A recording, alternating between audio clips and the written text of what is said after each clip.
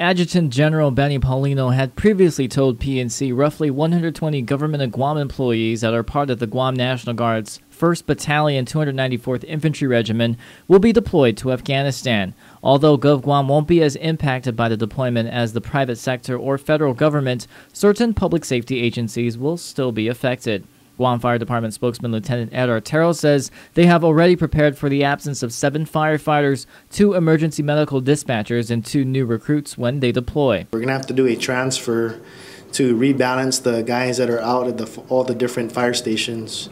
And actually how it's going to affect us is normally on days where we have 4 guys, there'll be some days where there'll only be 3 guys assigned to the fire truck, which puts a little bit of a strain on the personnel that are there.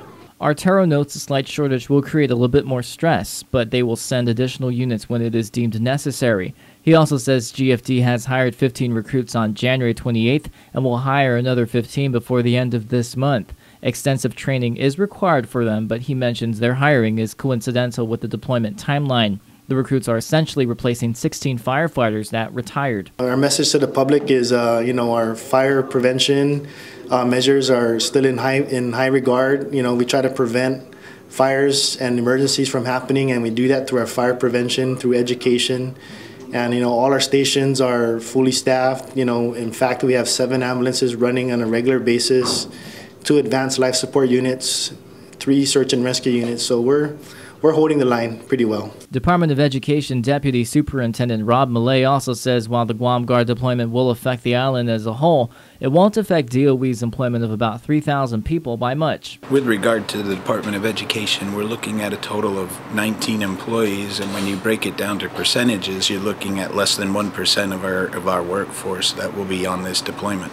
Millay also says they may redistribute school aides by a case-by-case basis if the need arises, but they are going to be filling the positions of 7 deploying teachers temporarily. What we try to do in those situations, knowing the longevity of this deployment in particular, then we will look to fill the position with a long-term substitute that is certified or that meets certification requirements on a part-time basis, so that when the individual returns from their deployment, they can slot back into their position.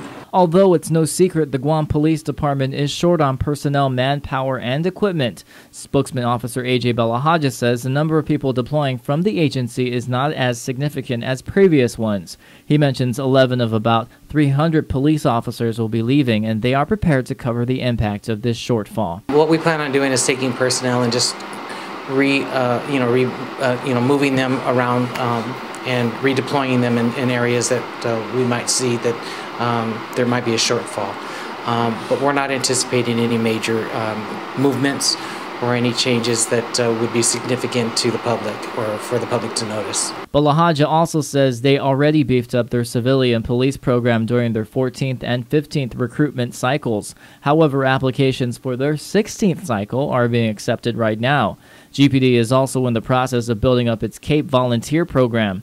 He also says before the 212 incident in Tumon, they were looking at beefing up beach patrol. We are still considering that, and we're working on bringing more personnel to beach patrol to help boost up more of a presence on the beach, and redeploying our police reserves down to Tumon so that there's going to be a significant, noticeable presence in that area. He reassures the community everything is being covered. In the meantime, the Guam National Guard will hold a send-off ceremony for the deploying soldiers this Friday, February 22nd at the University of Guam Fieldhouse. Josh Dikenko, PNC News.